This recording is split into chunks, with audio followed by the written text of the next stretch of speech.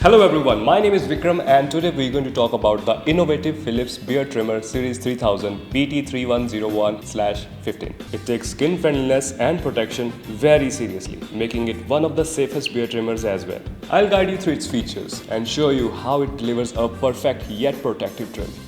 Excited? Let's get started.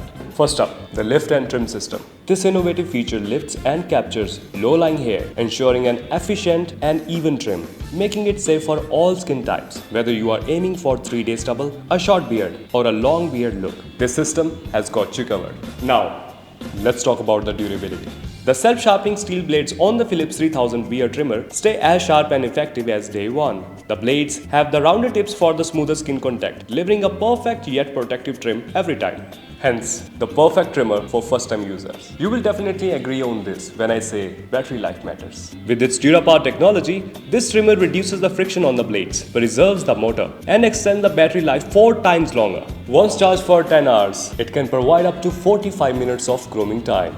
Plus, the USB charging capability adds flexibility to your grooming routine. Customization is key. Adjusting to different length settings is a breeze with the zoom wheel. Choose from 10 length settings between 0.5 and 10 mm in 1 mm increments, giving you the precision you desire. Comfort is crucial. This Philips trimmer is designed for fast and comfortable trim. The easy-to-grip handle ensures you can tackle those hard-to-reach areas with ease. Guess the best part? It's easy to maintain.